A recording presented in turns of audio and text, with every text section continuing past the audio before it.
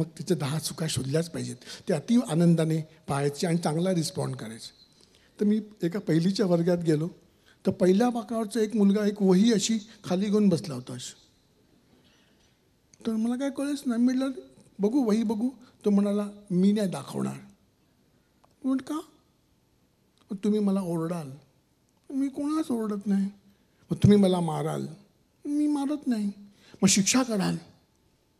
मी शिक्षा करत नाही. मग त्याला कळेल ना की हे शिक्षक कसे काय झाले. मग मी इंटरव्ह्यूच झाला ना डायरेक्ट. काहीच नाही म्हणजे काय बाहेर दिसतात. अरे मी खरंच काहीच करत नाही. पण तरी पण मी देणार नाही. मग जनरली मुख्यमंत्री करतात तसं मी केलं. त्याला एक वैधानिक विकास मंडळाचं अध्यक्षपद देऊन टाकलं. मी त्याला म्हटलं की तू आजपासून मॉनिटर आहेस. एकदम टाईट झाला एकदम. नक्की? म्हटलं होय. मॉनिटर उभा राहा. मॉनिटर उभा राहिला. आम्ही खालची वही काढून घेतली. आपलं काम झालं. मुख्यमंत्री formula is a simple formula. आपण एवढं रोज पेपर वाचतो तर एवढ्या गोष्टी जमायलाच पाहिजेत. तर मी ते उघडलं वही. अत्यंत घाणेरडं अक्षर. अत्यंत. मुलांनी घाणेरडं अक्षर काढलं तर तुम्ही काय म्हणता सांगा मला. सांगा ना. मी तर लहानपणी ऐकून ऐकून कान किटलेत माझे. झुरळाचे पाय, कोंबडीचे पाय इत्यादी इत्यादी. हे खूप अहिंसक झालं खरं तर. आणि कुठलाही पालक व्यथित होऊन नाही म्हणता अरे रे तुझे हे अक्षर म्हणजे झुरळाचे पाय असं नाही. आनंदाने चीज येऊन हे काय अक्षर आहे. काय घाण काढलायस. समजा मुलगा जर असं म्हणाला बाबा खरंच माझे झुरळाचे पाय आहेत पण तुमचे मोत्याचे दाणे ठेवा बद्दल जरा बाजूला. मग वडील मोत्याची अख्खी माळ त्याच्या इथे लावतात. लहान मोठं आहे की नाही. हां अच्छा लक्षात. त्याच्यावर तो ऑलरेडी घरून बोलणी खाऊन आलाच होता. तर मी तशी वही बघितलं. त्याला म्हटलं तू जर व चांगला काढलास ना व तर तुला ब पण चांगला काढता येईल आणि ब काढला तर क पण येईल. तू काय कर 1 महिना 3च अक्षर चांगली काढ. मग तो भीत म्हणाला बाकीची अक्षरं सांगायची नाही का. जिंदगी पडली येणार आहे. माझं पण खराबच होतं अक्षर. असंच सुधारलं. एकदम काय 58 अक्षर एकदम सुधारा असं काय आपलं काय गव्हर्नमेंटचा कोटा आला आहे का आपल्याकडे. काय पहिले व ब क कर मग ग म भ न कर सगळं कर पण होणार ना तुझं. नक्की होणार. आणि झालं. हां लक्षात घ्या. चूक दाखवली असती तर प्रॉब्लेम झाला असता. काय कर दाखवलं तर मुलं एक पाऊल पुढे जातात. त्यांना काम करण्यासाठी प्रेरित करणं हे आपलं काम आहे. आणि काय करणं ह्याचं अतिशय हळूवारपणे त्यांना विश्वासात घेऊन ते दाखवणं आणि तू करू शकतोस हा विश्वास मनात पेरणं रुजवणं. बिलकुल ताकी वो सीखे. साथ सीखना है. टीका करून प्रश्न सुटणार नाही. काय कर हे दाखवून प्रश्न सुटू शकेल असं वाटतं मला. आपण हस्ताक्षराकडे सेपरेटली येणारच आहोत कारण हस्ताक्षर ही एक अत्यंत निकडीची आणि म्हणजे पहिलं पाऊल टाकल्यावर हस्ताक्षराचं बोट धरूनच मूल शाळेत पुढे जातं. पण आत्ता तू जे सांगितलंस मुलाचं की तो वही लपवत होता वगैरे वगैरे तर त्याने अजूनपर्यंत अनुभव घेतला होता की त्याचा आत्मसन्मान प्रत्येक वेळेला दुखावला गेला होता. म्हणजे जे शैक्षणिक धोरण सांगतं जे पालकांना माहिती आहे जे शिक्षक अदरवाईज भाषणात सांगतात की विद्यार्थ्यांचा आत्मसन्मान जपला पाहिजे. तर व्हॉट एक्झॅक्टली धिस आत्मसन्मान मीन्स. वा. माझीच गोष्ट सांगतो. मी लहान असताना माझ्या मागे किमान 50 ते 60 लेबलं होती.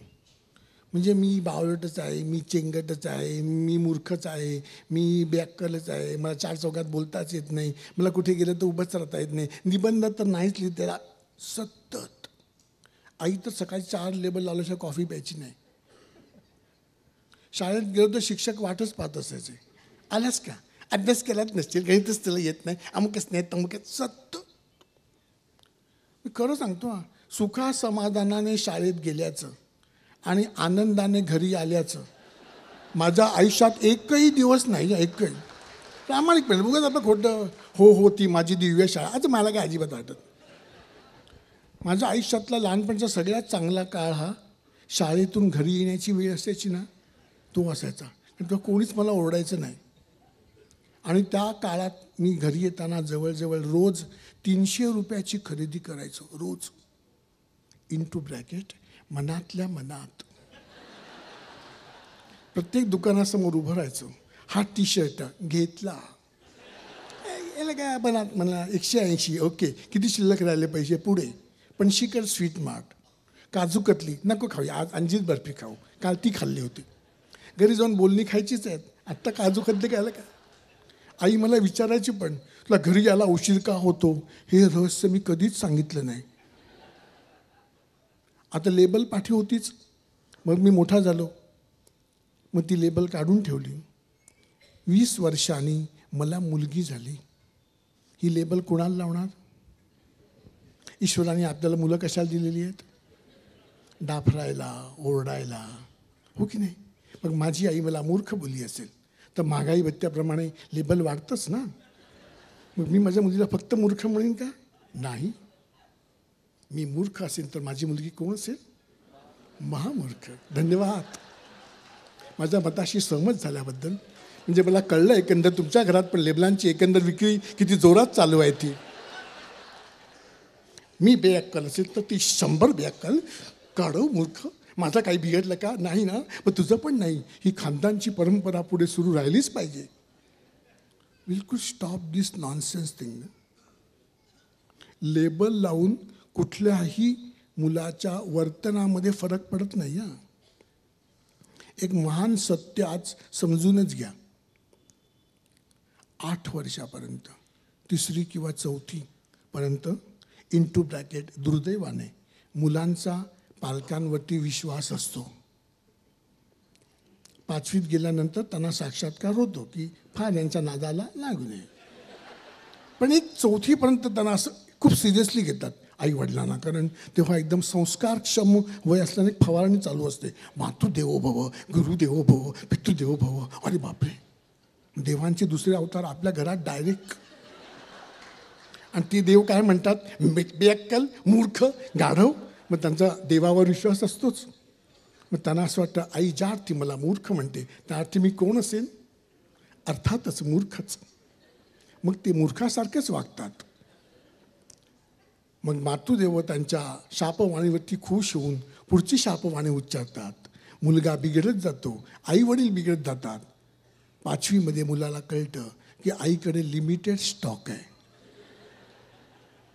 आता बेअक्कल म्हटल्यानंतर काय म्हणणार, माहिती आहे नेहमीच सीडी लागली आईची. म्हणजे मला आई असं म्हणायची की मी इकडनं ऐकतो आणि इकडनं सोडून देतो. म्हणजे माझ्या डोक्यात एवढं अर्ध द्यायचं.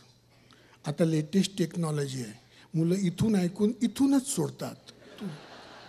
ते म्हणतात बोल ना बोल, मला पुढचे पण 2 शब्द माहिती आहेत. खल्लास आईची विकेट. मग ते काउन्सिलरकडे जातात आणि सांगतात कितीही चांगलं सांगितलं तरी आमचा मुलगा ऐकतच नाही हो. अच्छा, मग आधी शापवाणी उच्चारायला आम्ही सांगितलं होतं का तुम्हाला. 2 छोट्या गोष्टी करा. प्रिसिशन कंपनीतर्फे ज्या पालकांना मुलांना असं बोलण्याची इच्छा आहे त्यांच्याकरता एक स्टीलचं मोठं पातेलं देण्यात येणार आहे. बाहेर ठेवलं आहे गेटवर. घरी घेऊन जायला लाज वाटत असेल, फ्री होम डिलिव्हरी आहे. मुलांना असं बोलण्याची इच्छा झाली, मूर्ख आहे, बावळट आहे, गाढव आहे, बेअक्कल आहे, ते पातेलं घ्यायचं, किचनमध्ये जायचं, पातेल्यात तोंड घालायचं आणि बोलायचं बक बक बक बक बक. पुन्हा धुवायचं, ठेवून द्यायचं, पुन्हा कामाला येईल. इच्छा पूर्ण झाली की पातेला परत घेऊन जायचं. पातेला न्यायची इच्छा नसेल, वोडाफोन कंपनीची फ्री SMS स्कीम आहे. प्रत्येक आईने त्या मुलाच्या वडिलांना SMS करायचा की तुमचा मुलगा मूर्ख, बावळट, नालायक आणि गाढव आहे. मग ते म्हणतील तुझा पण मुलगा तसाच आहे. आपापसात भांडत बसा, आमच्या मुलांना त्रास नको.